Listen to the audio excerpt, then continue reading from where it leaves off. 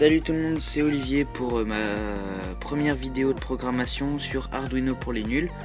Donc là nous allons parler de ma première programmation et je vais vous apprendre aussi un peu à programmer. Donc là il y a tous ces fils, hein. Vous l'aurez vu à l'entrée de ma vidéo, il y a des lettres qui se succèdent les unes après les autres. En fait c'est tout le branchement. Mais comme je vais le refaire après, je vais vous montrer un peu. Après j'ai préféré pas tout débrancher et du coup j'ai juste reprogrammé ma carte pour qu'il y ait juste ces 3 LED et ce bouton qui soit concerné.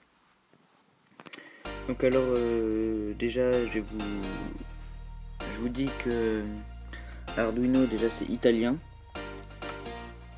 et que Arduino utilise un langage C++.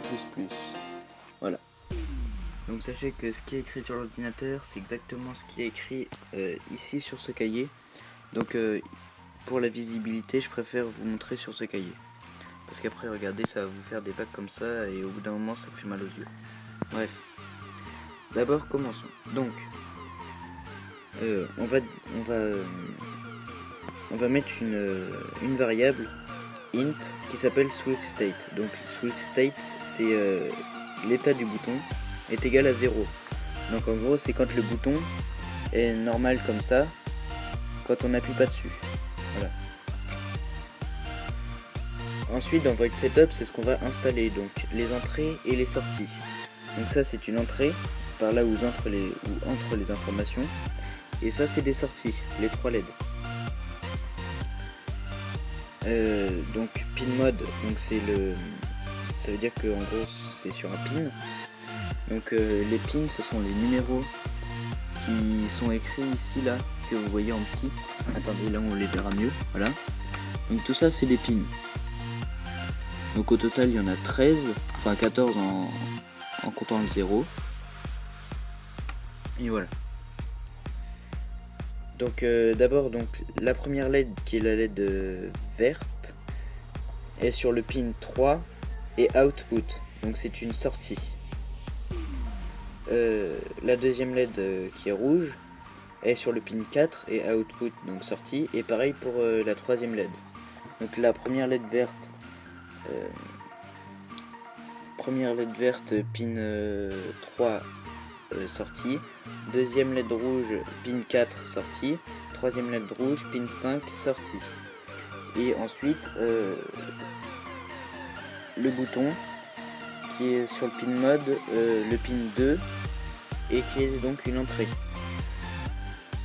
Voilà, donc ça c'est tout ce qui est installé. Ensuite dans ce qui est dans la boucle, nous allons avoir plusieurs choses à faire. D'abord switch state, c'est le digital read, donc ça va être lu au pin 2. Donc parce que le bouton est branché sur le pin numéro 2, donc comme le bouton est branché au pin 2, il va lire les informations du bouton donc qui est sur le pin 2. Bah, je sais pas si vous avez compris. Je tourne un peu en rond. Donc if c'est si, donc si l'état du bouton est égal à éteint, alors ça fera tout ça.